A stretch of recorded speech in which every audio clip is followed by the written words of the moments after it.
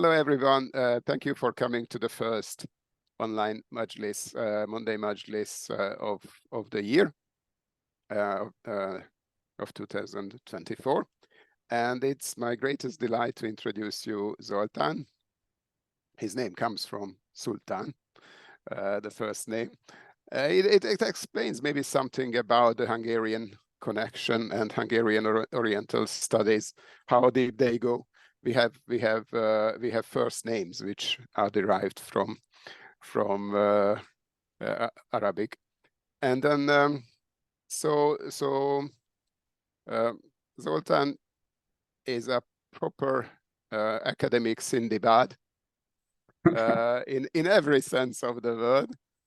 He started with such a light topic as Arabic genealogy, or actually I don't know whether that was what he started, and then went on and wrote on the Mujun, so on these how do you translate them? I would usually say libertinism or licentious literature, and there are a host of other possibilities as well.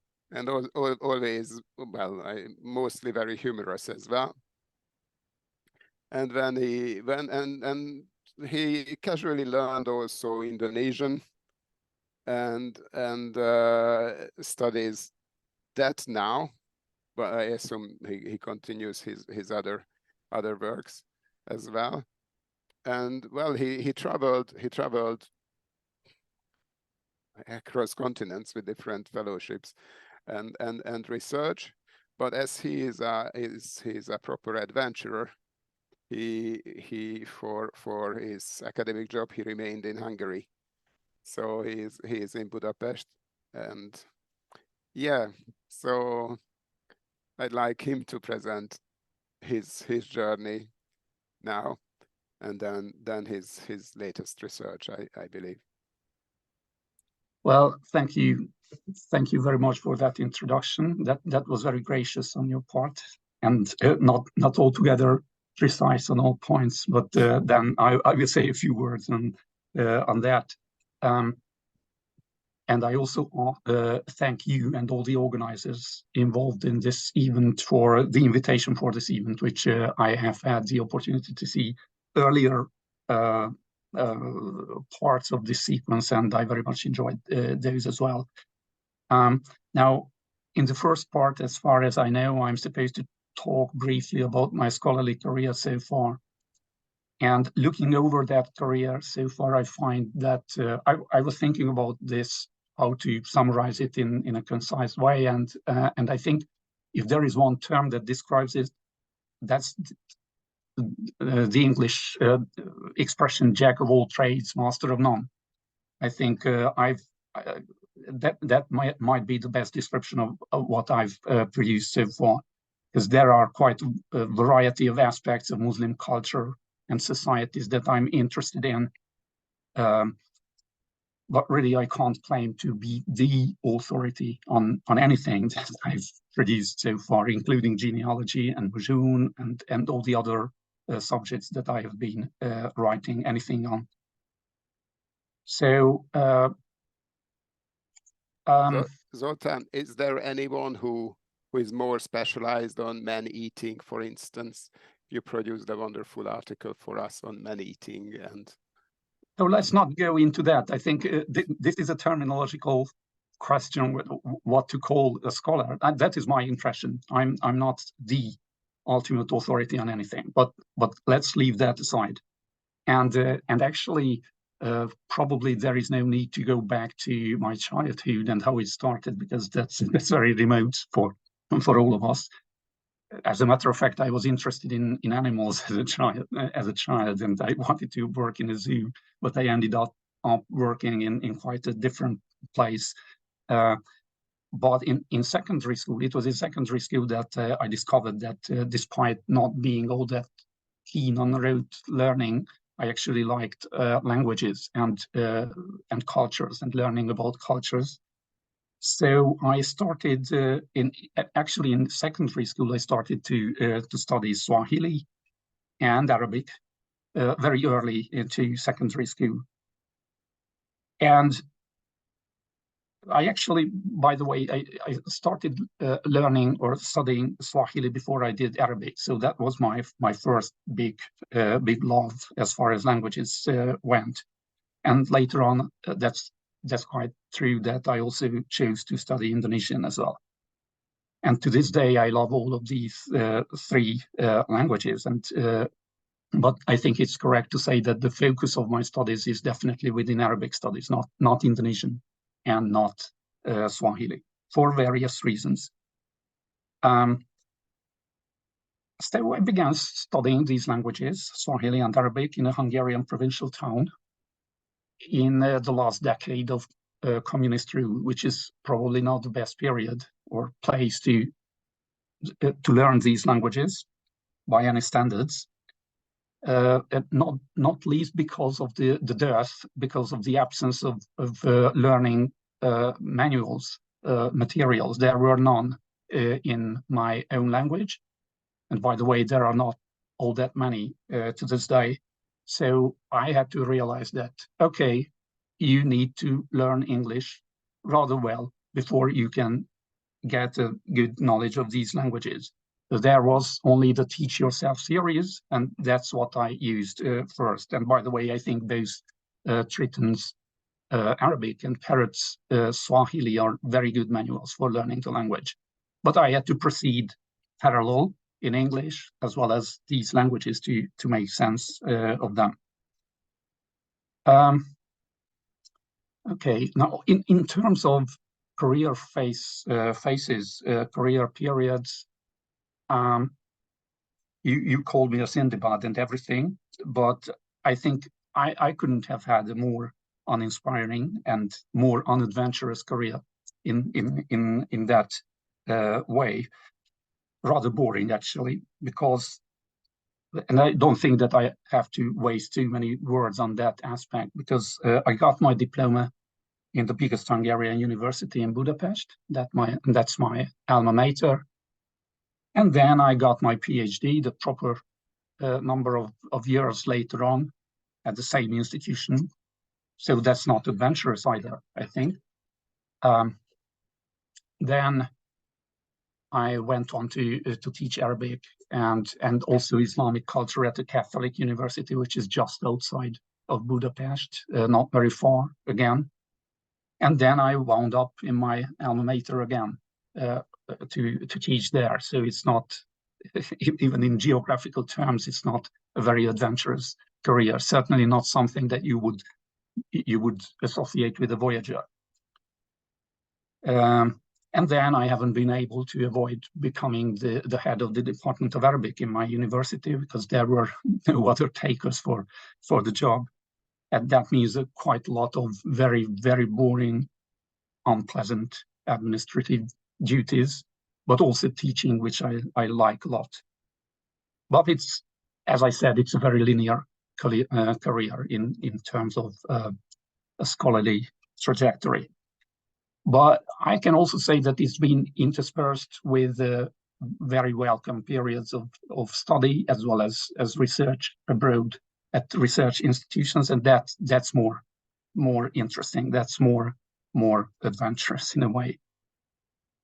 So I've been rather lucky in being awarded several research scholarships at some research institutions at various stages of my careers, and that's a very, very much a boost to an otherwise not very inspiring or adventurous career.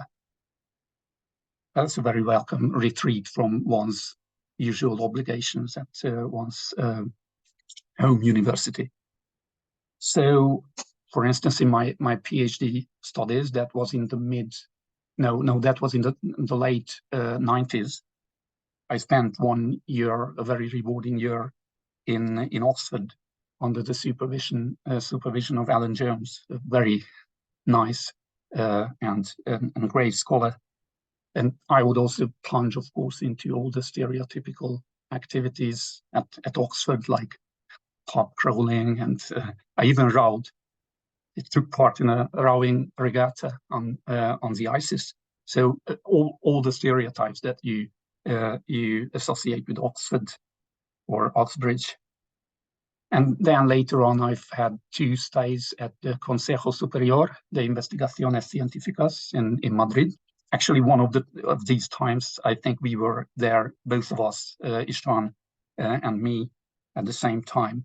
It's a very, very, very pleasant and also a very inspiring academic environment. So I can say that Madrid remains my favorite place outside of my own country to this day. Also, anything Spanish, anything having to do with Spaniards is very much a favorite with me to this day. I love it. So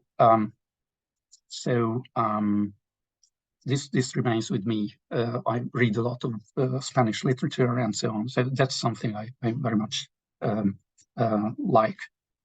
And by the way, let me mention the name of Maribel Fierro here, who was an extremely great host and a great scholar to regard as an example of how scholarship should be done. But actually, all the colleagues at the Consejo Superior are extremely fine, very exemplary scholars.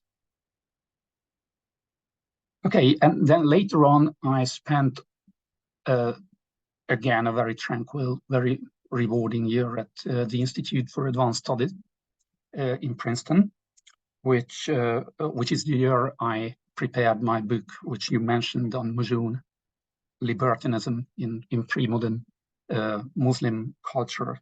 But this also gave me, I mean, the Institute for Advanced Studies is one of the greatest research institutions anywhere in the world. So it gave me the opportunity to listen to and learn from a great number of very, very great scholars like the late Patricia Krohn or Michael Cook, Sabine Schmidtke, and I could go on and on.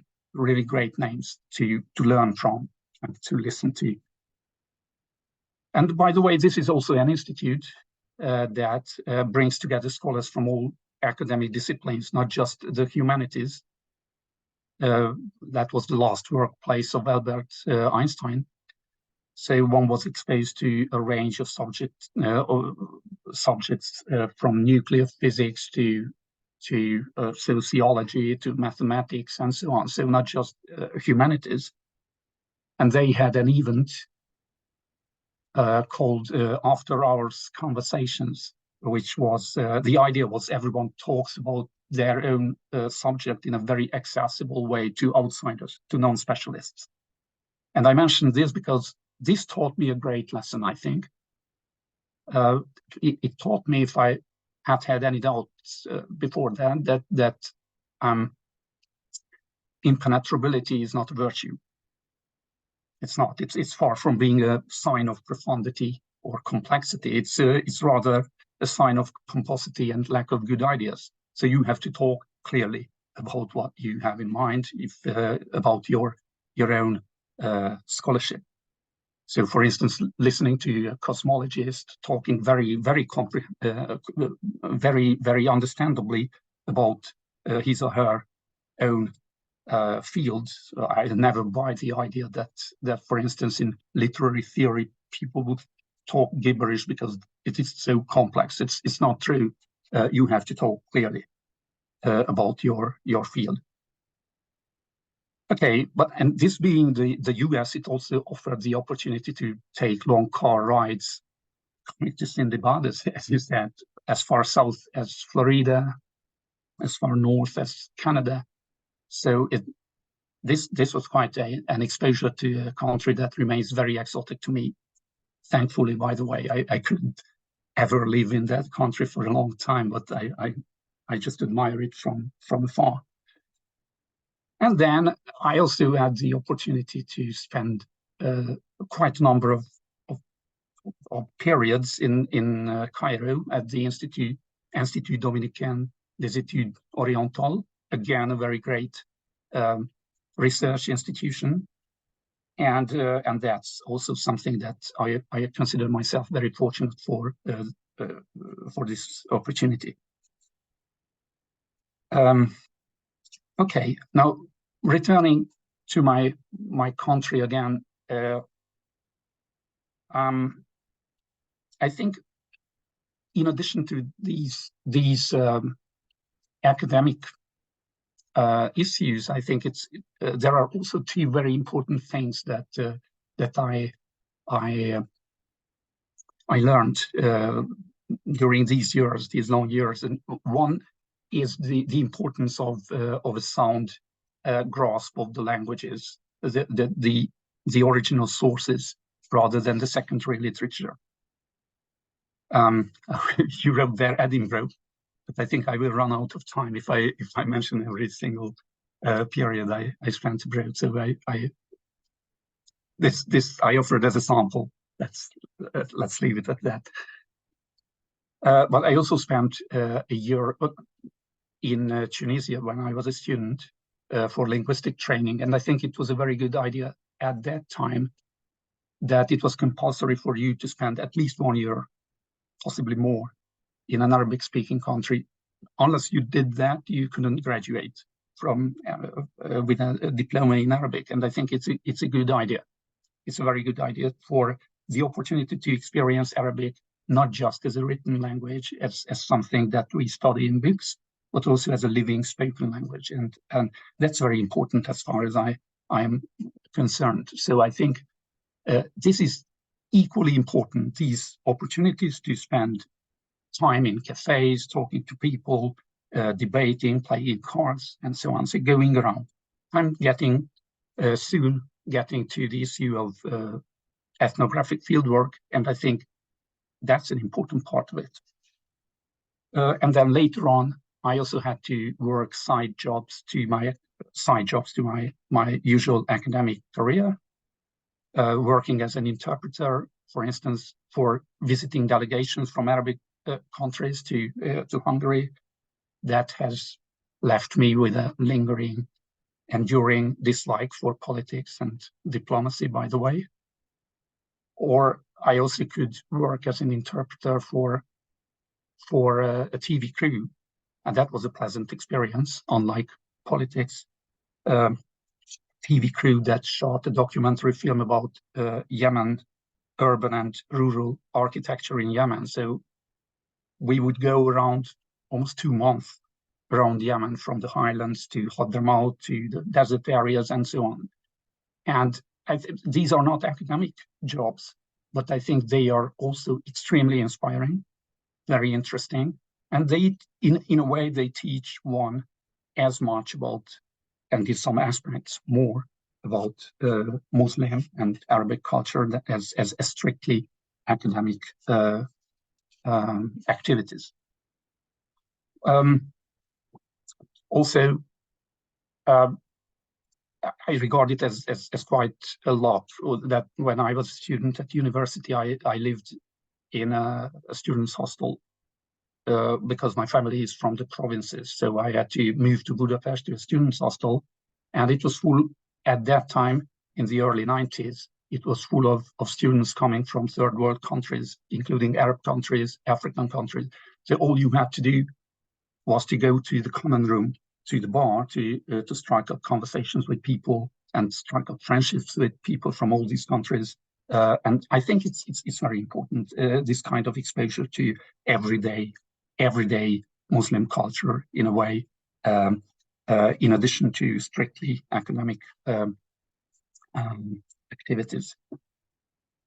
And this also taught me, I think, 2 important facts. One is that basically, as an interested outsider, my role is to listen to people, to learn from people, rather than to judge, rather than to dictate to people, and so on. And the second thing, equally important for me, is that Islam, Muslim culture, is not only what you see in books, but also in what actual Muslims make of it, and the way they actually practice or fail to practice their religion. So it's not just the prescriptive side of the culture, but also the descriptive side of the culture that is very, very important. Now, this observation and also my penchant for ethnography. I also studied ethnography at university in addition to Arabic and English. This naturally turned my attention to popular culture as equally important as the written or normative tradition, and that takes me to or near to the topic that I'm going to talk about today. So the texts I studied as a student at university and later on are, of course, extremely interesting to me and so on, but I have been always wondering just how much validity they actually have in everyday life for ordinary people. So I think that's an aspect that's very important to lend attention to. So on a spectrum running from speculative philosophy or theology, perhaps to ethnography and anthropology, there can be no question that I tend to lean towards the latter. So the practical things. And if there's a thread that runs through all my work so far, it's perhaps an interest in practice rather than, or an interest in practice rather than or in addition to theory. So an interest in social history, if you like, and an awareness of the vast gaps between the bookish culture of scholars and the lived reality of ordinary people.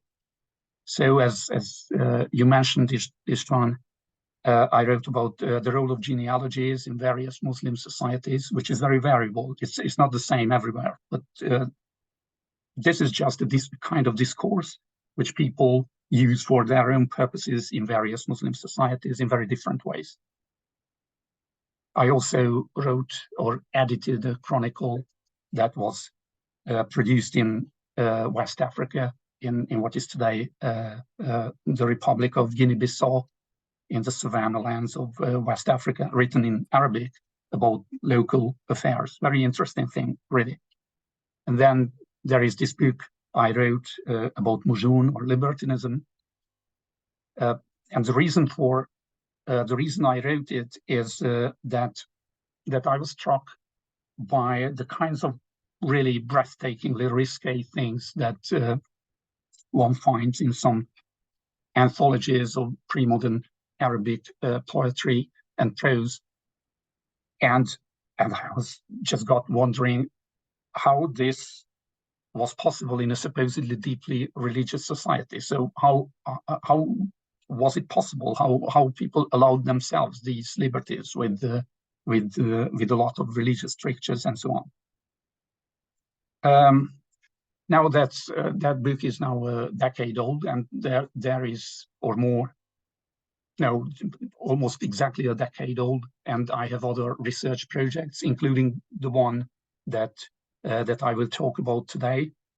But I'm not going to talk about other research projects again for lack of time, because I just want to say a few words about ethnographic fieldwork and the importance of and my experience of ethnographic fieldwork very briefly, and then move on to my topic, which is more interesting.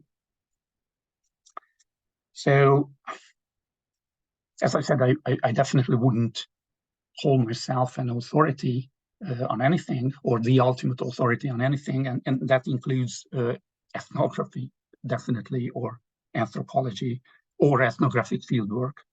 I'm not a proper ethnographer, I'm not a proper anthropologist, but the fact remains that I have done some periods of fieldwork, including the one that I'm going to talk about.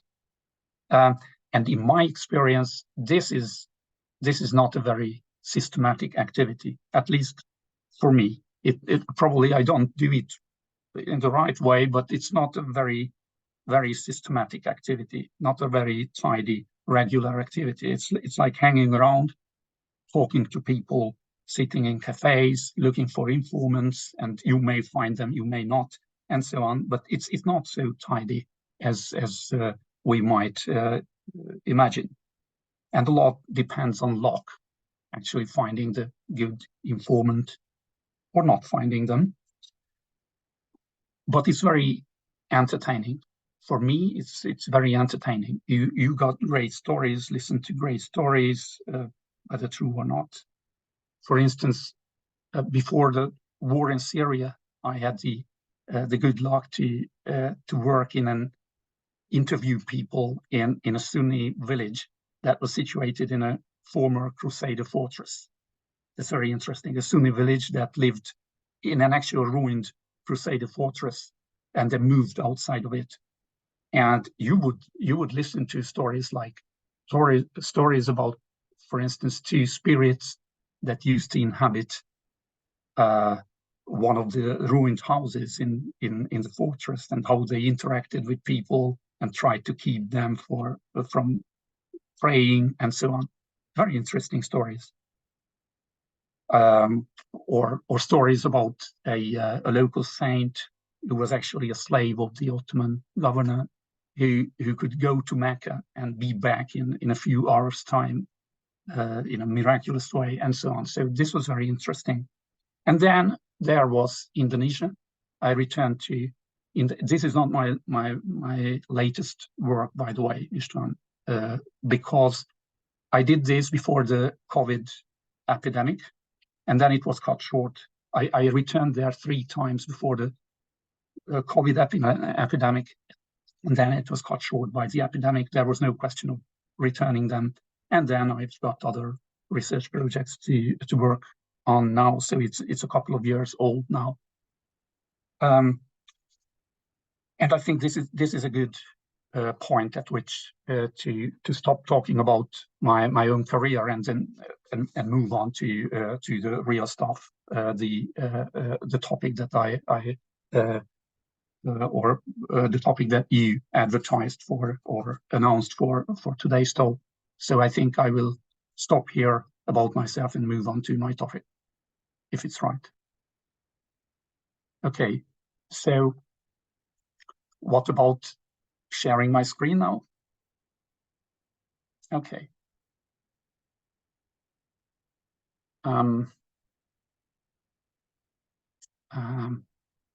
Sure.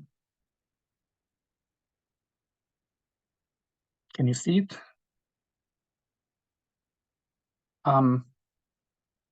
Okay, so I leave it as like that on the screen. If it's visible, then I will start talking about this. You see the topic here: Islamic discourses in a local context, a traditional ritual in Eastern Sulawesi, Indonesia, and that says it all. I don't want to stop at this point.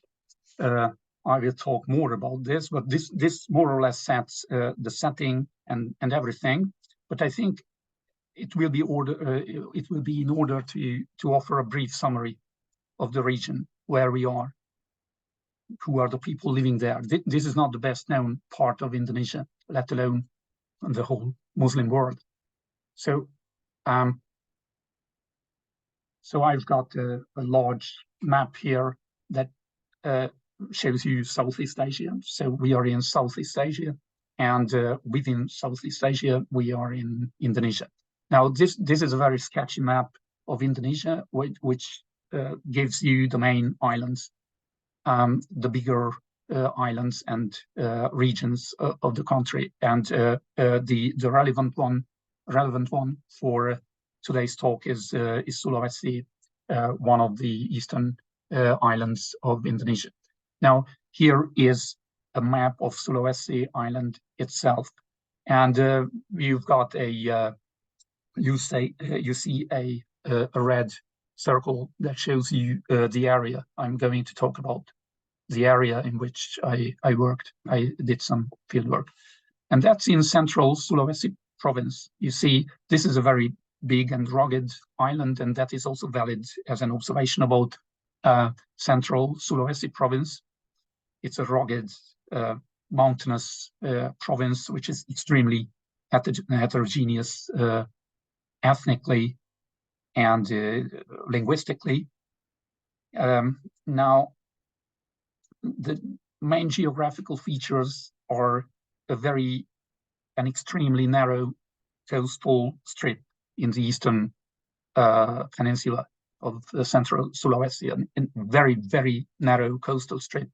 And then a very high mountain ranges right behind the coastal strip, which now mountain ranges are covered in thick jungle, and that more or less seals off the interior areas, which means that they are extremely different linguistically, culturally from the coastal areas. Now, what is relevant for my talk today is the coastal strip for several reasons. One of the reasons is that that is the Muslim part, or the overwhelmingly Muslim part of this Eastern Peninsula. So, by the way, this is a very general observation for most greater islands of Indonesia as well, not just Sulawesi. So the coastal area is heavily Islamic. Most of the population is Muslim. I think I don't recall the exact figures, but it's near or over 90% in the Eastern Peninsula. You also have Christian populations, but they tend to live inland, or you also have Chinese immigrants in the towns who are either Buddhist or Christian. And you also have a few settlements which are Hindu, but they are transmigrants from Bali, another part of the country. So, by the way, I haven't talked anything about the ethnic makeup of the region, so I should say a few words. There are small ethnic groups speaking so-called Central Sulawesi languages here, not very surprisingly. The most relevant languages that I'm going to mention from time to time are Batui or Saluan and Bangai. These are two small local languages that part of the population speaks here. But you also have Bugis speakers, Bajau speakers, Javanese, and so on, a host of other people speaking other Indonesian languages. I must also say that there is a marked, very observable language shift towards the use of Indonesian. So in the settlements I visited and worked in, people would typically use Indonesian even among themselves, even children and so on, even though they had their own local languages. Okay, now a few words about the historical background to this story. Now, this whole region, the Eastern Peninsula of Central Sulawesi, was traditionally within the sphere of influence of a large sultanate that was situated to the east. You see this map of Indonesia, and you see the term Maluku to the east of Sulawesi. And the greatest sultanate in the Maluku or Spice Islands was called Ternate. Now, the Ternate sultanate held sway over eastern Sulawesi, this eastern peninsula of Sulawesi. So that was the most powerful Muslim state that had held dominion over this eastern part of Sulawesi. And there was a local sultanate called the Bangai Sultanate, situated on the Bangai Islands. You see them on the map here. And it was a dependency of Ternate, the bigger sultanate to the east. And then all the major coastal settlements on the peninsula were dependencies in their turn to Bangai, the local sultanate. So one of these dependencies was Batui. You see it on the map. That is the settlement which was the center of my fieldwork. And it was under a local chiefly dynasty, the dynasty of the Bossanyon, the local chiefs who worked as governors of the Bangai sultans in this settlement. And then in the early 20th century, in 1909, I think, the Dutch made all the local rulers sign a so-called korteverklaring, an agreement that ended the overlordship of Ternate Sultanate and gave it to the Dutch colonial powers. And I'm not going to talk about the colonial period or developments in independent Indonesia. I just know that the democratization process after 1999 has tended to lead to decentralization all over Indonesia, by the way. And that led to the increasing importance of local custom, adat, and local elites.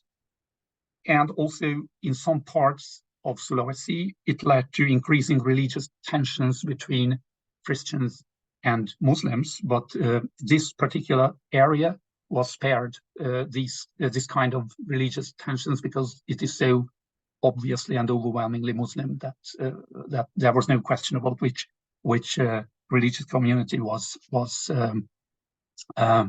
more powerful.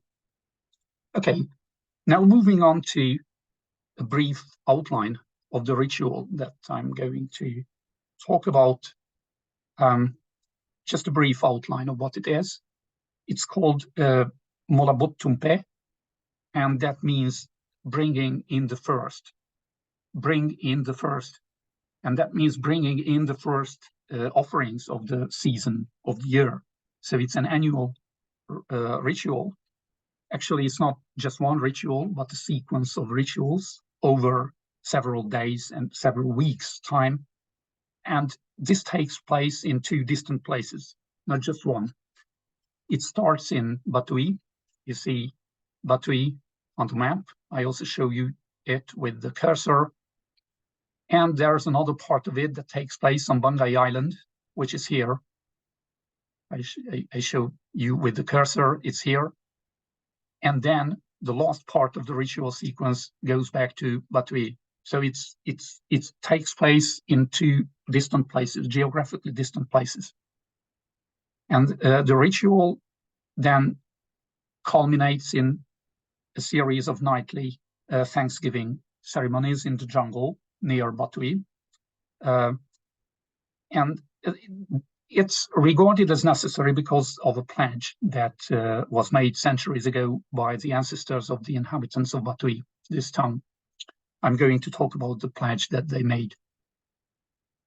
But first, there is a myth, there is a story that tells the participants and also the poor anthropologist or ethnographer like me, that provides an explanation for us why this is necessary to carry out this ritual every year.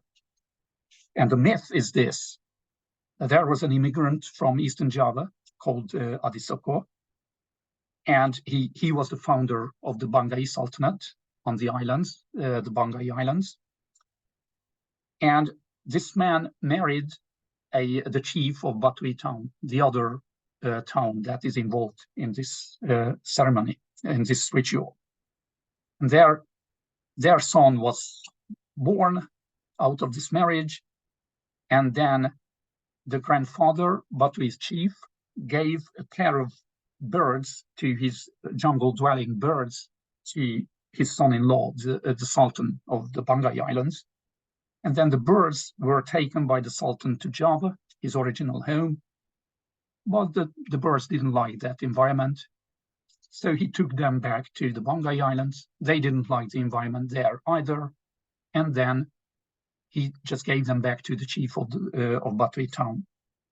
And then they were released by the chief of Batui in the surrounding jungles, an area that they call Bangkrian.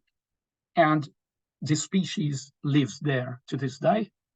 And there was this pledge that he will reciprocate the Sultan for giving back his original gift every year. He's going to reciprocate for that.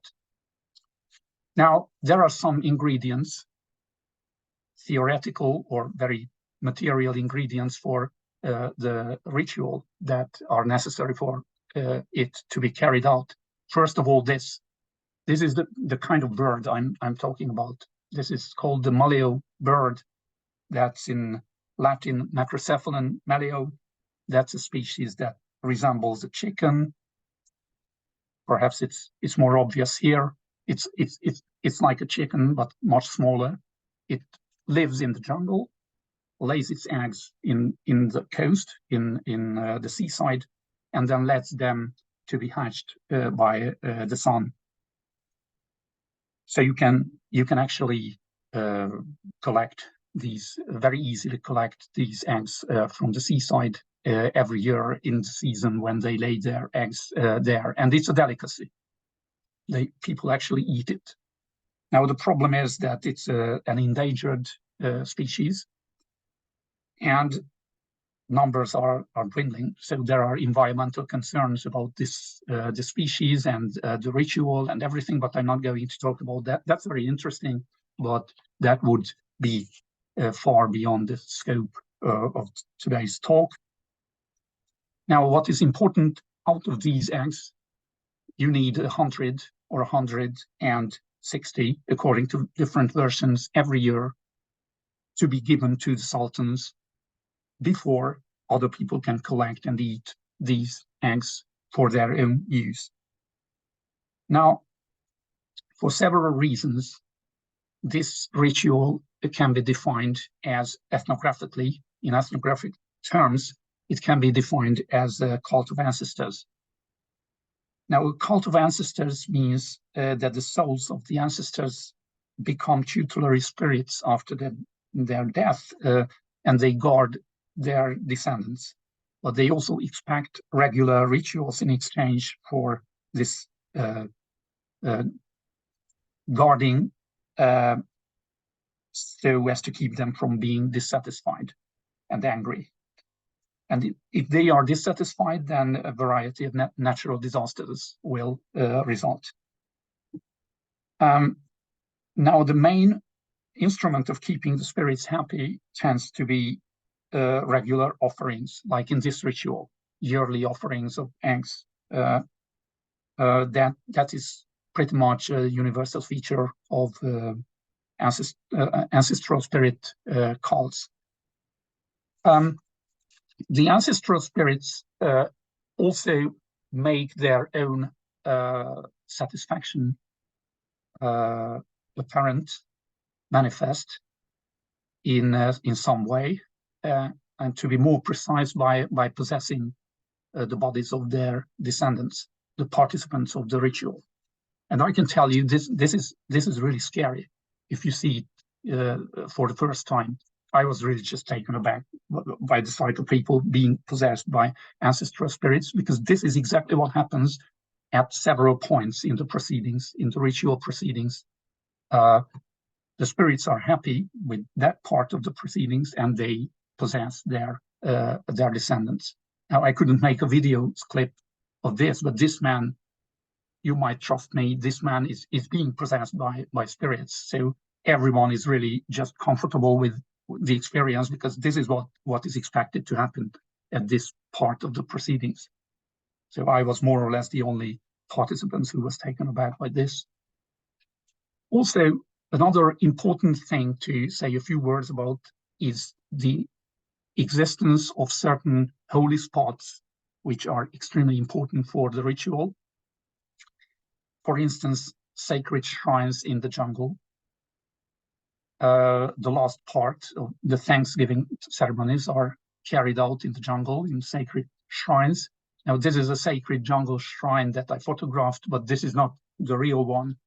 These ceremonies, which I wasn't present at, so I know it only from other people's descriptions of it. But this is a small model jungle shrine. These shrines are much bigger affairs in which this ritual takes place. This is just a shrine for offerings to the spirits. But one important holy spot is this: the House of Traditions in Batui, the Rumah Adat, the House of Traditions, in which a large part of the ceremonies takes place. I'm going to talk about this shortly. And the last part of the ritual takes place in the palace, the kraton of the Bangladesh Sultan. So that is also a sort of a holy spot for ritual purposes.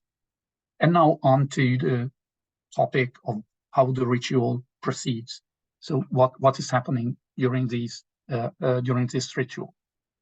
And the first part, as I said, takes place in Batui here. Yeah, and it begins with the bringing in of the eggs collected from the jungles, from the seaside, from each of the 5 wards of the settlement. You see, there are some pictures or slides I show you here. This is the procession that brings in the eggs covered in the leaves of a special type of palm.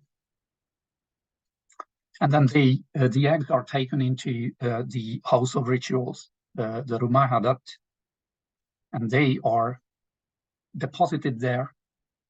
And then at the end of the first day, a common ritual meal is taken together by all the participants so as to share in the blessing of the first part of the ceremonies. And the second day, also in Batui, means or begins with incantations being said over the eggs. Now you see it here. And here, I'm not sure that I will be able to play the next slide, which is a short video clip about the incantations. I hope that you will be able to hear what is being said here, because it's important. If you hear it, then please note that there are quite a few Arabic expressions being used in the Indonesian and Batui text. So, and if you can't hear what is being said, then just trust me that there are a lot of Arabic expressions being said there. So I'm trying to play this, and I hope that it will be audible to you too.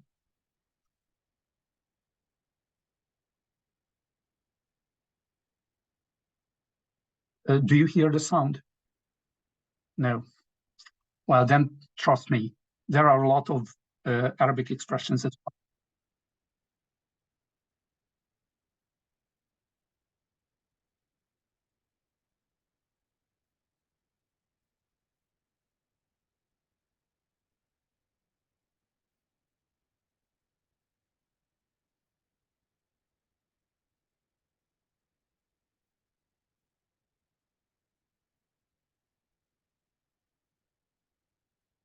Okay, so much about this. This goes on for a long time. Incantations talks about talks over the eggs in a mixture of languages: Arabic, Indonesian, and the local Batui language. Now this done,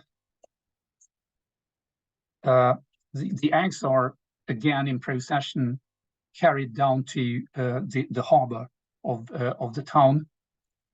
These are the carriers of the eggs. This is the harbor. And they are carried there and put on a motorized boat to carry them to a distant place, to the Bangladesh Sultanate, the seat of the Bangladesh Sultanate. I think this was the picture that I sent for the flyer as well. So this is what it is about. They are these eggs are put on a motorized boat, and then the third day is spent in a sea voyage to the seat of the Bangladesh Sultanate, which is at a distance of about 70 miles. So it's rather far from here. The whole day is spent in the sea voyage. And then next day, this is the sea voyage. This is where it is taken. And then the next day, very early, the boats arrive in Bangladesh harbor, and again, it's carried by a new procession by the Sultan's egg carriers to the Sultan's kraton or palace, which is a wooden affair on top of a hill. You see it there. So the eggs are carried there, and then they are handed over to the representatives of the Aidit of the Sultanate. Most of all, the Grand Vizier of the Sultanate, called the Jagugu by the local language, into local language. And then this is a very interesting picture, because it shows you that the egg carriers have to go on in a crouching position so as not to tower over the sitting functionaries of the Sultanate when they hand over the eggs. And then on subsequent days, the eggs are left in the palace and distributed among the leading families of the Sultanate there. And then on the 14th day, and then once every day for a whole month, there are Thanksgiving ceremonies in the jungle near Batui again, a ritual that they call Monsawe, which begins after the night prayers, the Isha prayers, and this means chanting accompanied by gongs, and this continues till dawn, and that is the time when possession by ancestral spirits takes place all the time. So every time these Thanksgiving ceremonies are carried out, this is the real time for being possessed by the spirits of the ancestors, who make their satisfaction felt in that way. So that is a sketch of the proceedings. And now I just want to move on to certain issues that are problematic for Muslim reformists. In the flyer, I think I gave an abstract that says that reformist Muslims tend to use textual sources for criticizing certain traditional rituals. Now, this is certainly the case with this, the Molabut Tumpe. Now, what they do, they don't criticize the whole ritual sequence, but they pick up certain aspects of it and say this is incompatible with the correct Muslim belief and doctrine. Now, I'm not going to talk about all of these aspects. There are quite a number of them, but there is one in particular which I want to say a few words about, which is possession by ancestral spirits. This is something of an anathema for reformist Muslims, or most reformist Muslims. Why? Now, the possibility of possession by spirits is in itself is not problematic. It's called, in Arabic, it's often referred to as sara', being wrestled down, and it's rarely questioned by Muslim scholars. This is a possibility. Spirits may possess people, and that's because certain Quranic passages, as well as hadith, lend support to the idea of possession by spirits. Actually, there are some reformist scholars who say no, it's impossible, it's not a possibility, but quite a lot of them say there's no problem with that.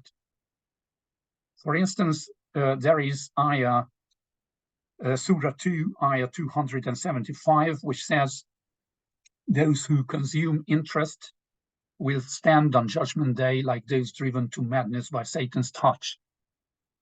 Those driven to madness by Satan's touch is very often interpreted by even reformist Muslims as a reference to possession by spirits. Or there is another famous place in the Quran, which that is Surah 52, Ayah 29, which says that you are not a fortune teller or a madman. Madman, Majnun, is routinely interpreted as a reference to someone who is possessed by a jinn, by a spirit. Now, by contrast, the idea of possession by ancestral spirits in particular, not just any spirits, but ancestral spirits, now that offers very, very great problems, doctrinal difficulties to reformist Muslim or any Muslim religious scholars. Now, the main textual evidence for denying this possibility by possession by ancestral spirits is this. This is a very famous one. Quran, Surah 23, ayahs 99 to 100, which says a lot of things, but then it says, nay, it is but a word he speaks, that there behind them is a barrier until the day that they shall be raised up. A barrier, barzakh. Min wara'ihim barzakhun ila yawmin yub'athun. Barzakh. Now, the idea of barzakh is very often, even routinely, interpreted as to be understood as a kind of separating barrier between the living and the dead. So you can't return after you are dead, which means that the spirits or souls of deceased people can't come back to possess their descendants or anyone else for that matter. And that is the usual interpretation favored by Southeast Asian reformist Muslims. Now, this is a text in Malay from this book, Kashf al-Ghumma. That's a book that has an Arabic title, but it's in Malay. And it's by Dawood bin Abdullah Patani. That's a mid-19th century religious scholar. He argues that the Arabic word barzakh literally means a wall, a dinding, a wall between two things. But the technical meaning, he says, is a sort of a wall between this world and the afterworld in particular. So you can't cross it. It's a wall. He also says in a later passage, it's also on this slide, that the human soul resides in a succession of 4 distinct settlements. He uses the word kampung, 4 settlements: the maternal womb, this world, then the barzakh, and then the afterworld. And just as an infant doesn't wish to return to the womb once it is born, the soul of believers never wants to return to this world once it has departed it. So he says there is no possibility of a soul, a spirit of a dead person returning to this world and possessing anyone. Now, but also I said that it's not really controversial that possession by spirits is possible. So therefore, reformist Muslims usually say that the possessing spirit is just pretending to be an ancestor spirit, and he must be something else. And he's in fact a malevolent spirit, a shaitan, that seeks to lead good Muslims astray. And I think, here is another Quranic passage that they use for this argument. It says that we placed at their disposal evil associates, Qurana. And they say that this is a reference to these spirits. So they are these evil associates, not ancestral spirits. They want to lead them astray, and they want to pretend, just to masquerade as ancestors. Also, there are a number of very well-known hadiths that state that every human being has an accompanying spirit, a qarin min al-jinn. So that is also used to argue that these are these evil spirits which lead these people astray, and they just pretend to be ancestors. Okay, so much for reformist arguments. But as I said in the abstract, in the announcement for this talk, their opponents, the defenders of the ritual, the tradition, they also have their own textual arguments taken from the Quran, from Hadith, and so on. So I'm going in the last part of my talk, which is rather brief.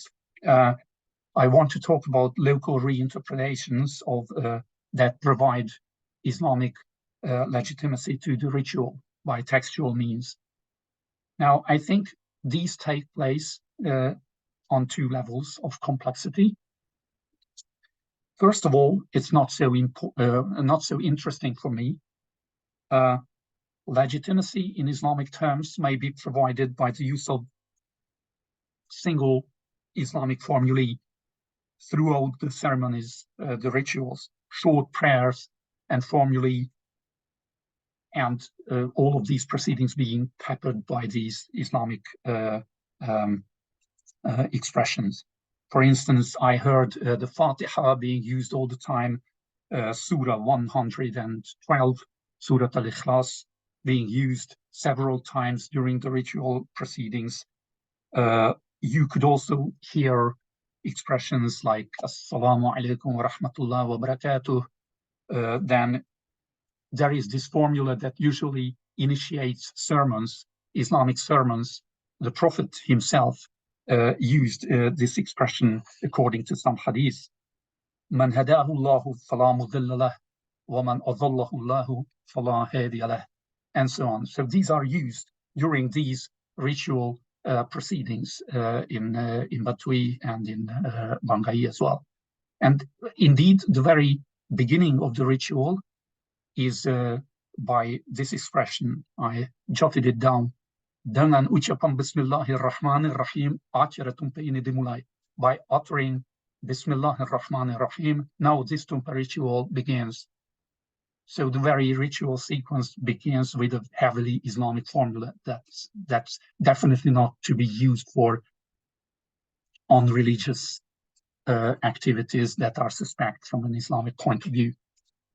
But I think more interesting than these are attempts at a wholesale reinterpretation of the purpose of the ritual, the whole purpose of this ritual, by recourse to Islamic textual evidence, because that also takes place. If you now ask the participants and even the ritual leaders what this whole ritual is about, what is the purpose of it, why is it carried out, then you will get several interpretations, explanations that strike me anyway as extremely interesting. For instance, there are ritual meals taken together at various points in the ritual sequence, and they are invariably referred to as Silatur Rahmi. Now, Silatur Rahmi is an Indonesian term that comes from Arabic Silatur Rahim, that means linking the wombs. And that's an expression that verbal versions of which occur several times in the Quran. You should link the wombs. You should keep kinship ties with everyone who is your relative. Now, this is a routine explanation for these meals, saying this will cement kinship ties among the participants.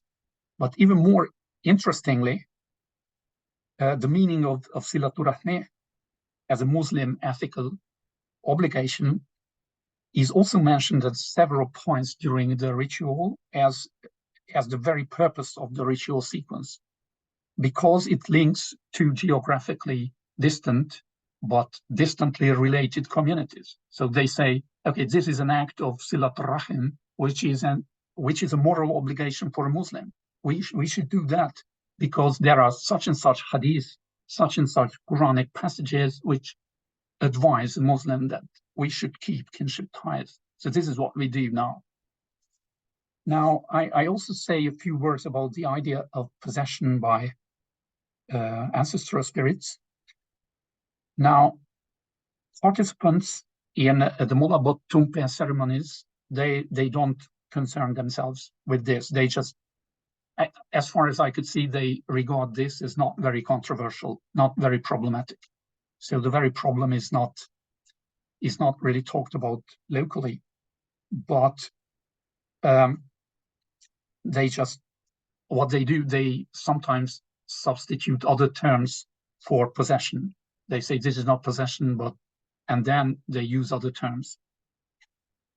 But in other parts of Southeast Asia, there are textual sources that can be used to defend, and which have been used to defend the idea of possession by ancestral spirits.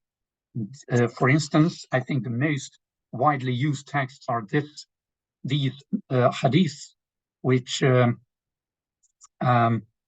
come from Asyuti's Sharh al-Sudur, Bisharh al-Hal al-Mawta wal-Qubur. That's a book about death and the afterworld. And you see, it says there is an earthly barzakh, and the souls or spirits of believers go around wherever they wish, between the sky and the ground, and so on. So let's leave aside the question of whether how trustworthy these hadiths are.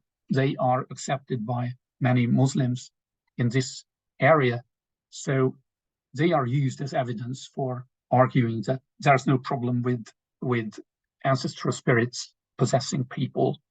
And the second hadith is even more interesting.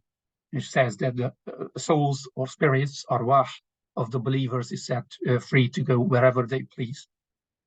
Now, that means that if the ancestors of the Batui people were believers, which they were, then their spirits or souls then can go around, and if they so choose, they can also possess their descendants.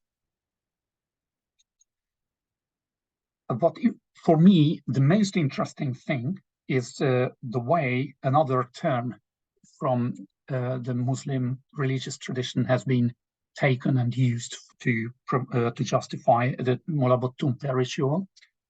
Now, the term that was most routinely, most frequently used by the ritual leaders and all participants, as far as I could see and hear, was the Indonesian term amanah, which comes from the Arabic amana. And they say this is the very core, the very gist of the whole ceremony. This is why we carry out this ritual. Now, the noun amana occurs in 4 times in the Quran. Also, other forms of the root appear in many Quran verses and in numerous hadiths as well. And this is a word that means trust, trustworthiness, a sense of integrity. It's got a lot of meanings and applications, but this is the core meaning that it has. For instance, a secret entrusted to someone else, a piece of information given to someone confidentially is an amana. And keeping such secrets is a moral obligation for a Muslim. There is a hadith, for instance, that says that a Majlis can operate on the basis of amana.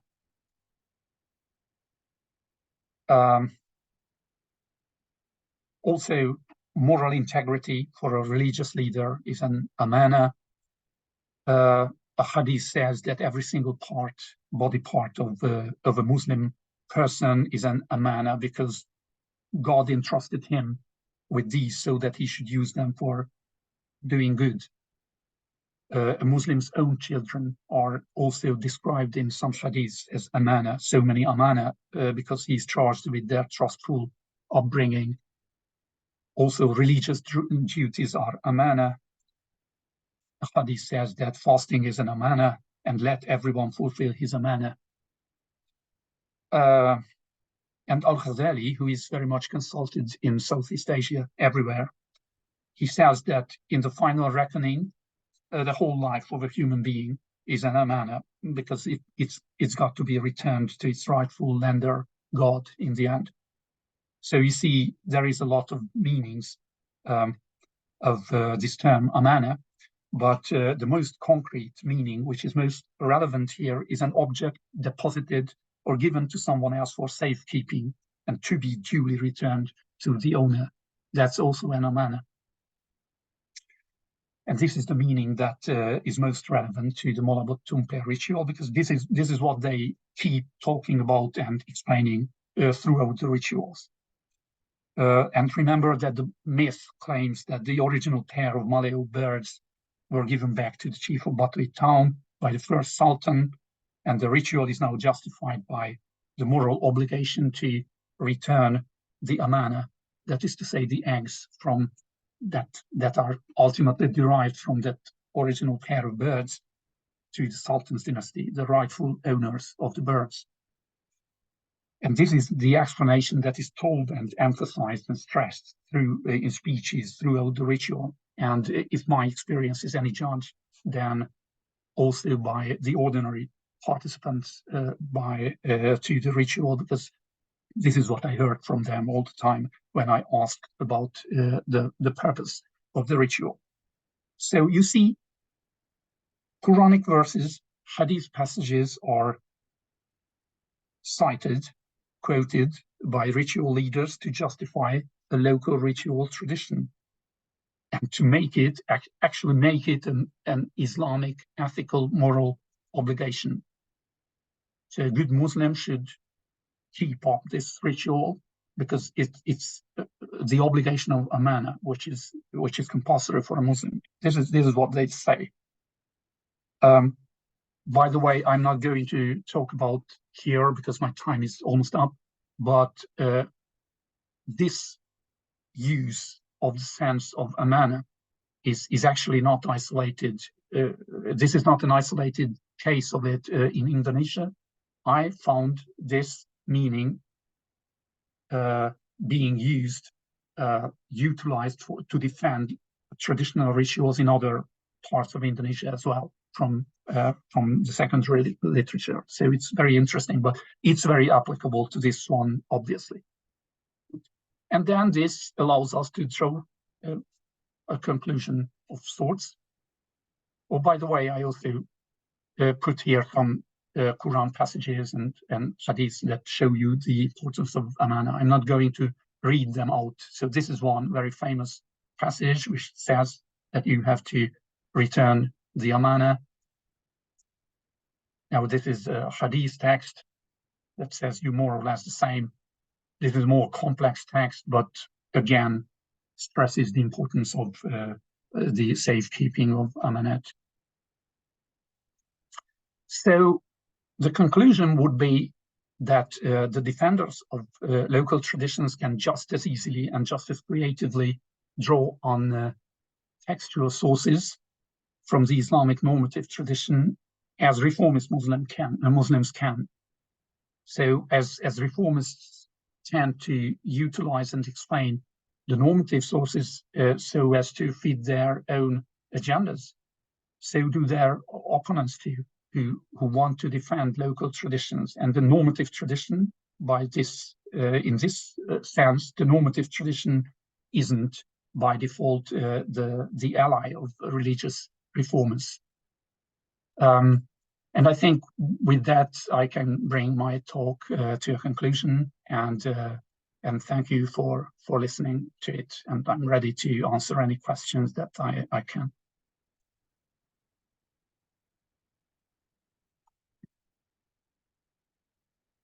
Thank you very much, Zoltán. Can you possibly unshare? Yeah, that's what I'm working on. Well, thank you. That was Thank fascinating. Very, very interesting indeed. And also how you zoomed in. You introduced us into, well, something which I surely didn't know a thing about.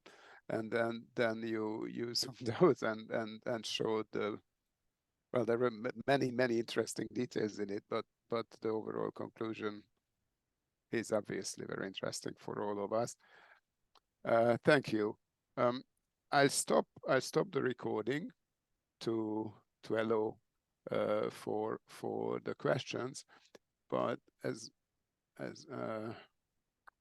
I just want to mention that next week's Majlis will be by Negin Yavari, and is Negin here on Sufism and on the historical. Yes, Negin is here. Hello, everyone.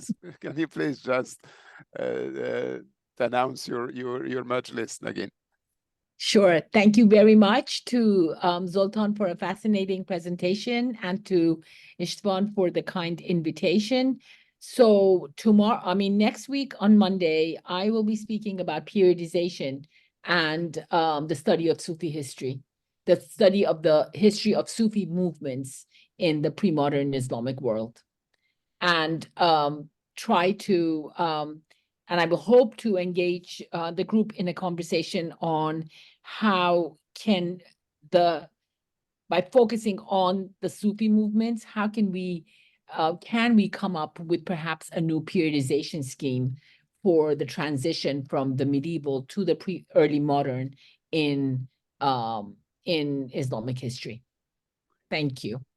So we will have a treat next week as well. And now, how to stop the...